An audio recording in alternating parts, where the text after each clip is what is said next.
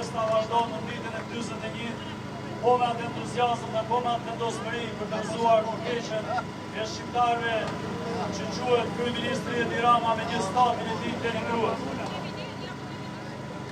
Kryeministri me qëndrimet e tij kriminale kundër popullit shqiptar nuk turpërohet nëse këta njerëz me nevojat veçanta kanë mungesat elementare për të jetuar.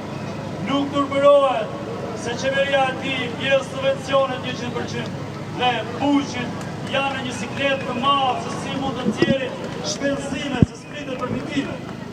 Kryeministri kriminal i Shqipërisë nuk turpërohet se erdhi në pushtet me mendimin që do pusi usinën e Ballshit në funksion dhe shkatroi atë shiti përhekur. Nuk turpërohet absolutisht.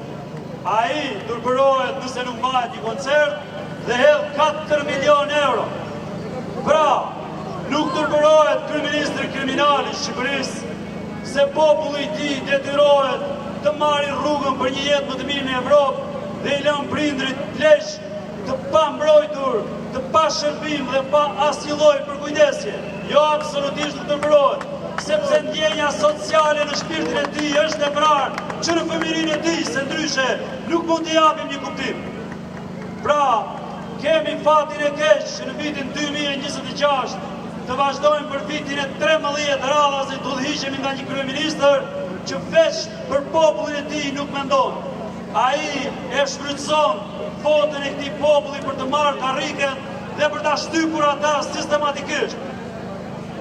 Pra, kjo protest e ditës së 41 duhet të vazhdojë me të njëjtën frymë dhe me të njëjtin qëllim dhe me të njëjtën kërkesë.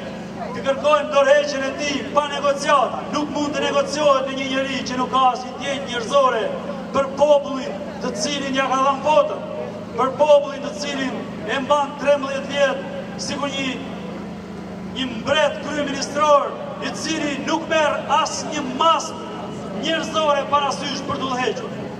Njeriu që ka humbur lidhjen me popullin e tij, njeriu që ka humbur lidhjen me gjithçka, qëndron në krye të kryeministrisë të Shqipërisë. Edhe mbas ditës 41, ne do të jemi këtu pa përjashtim, ne do të jemi këtu gjithmonë për të kërkuar deri në fund me paqe dorëheqjen e tij. Kam marrë thirrje që ditët e para që kryeministri mos të presi ditën e një proteste të dhunshme, mos të presi një nivel tjetër të protestës dhe unë uroj me shpirt dhe me zemër që Shqipëria mos të vijë asnjëherë në vitet e 97-ta.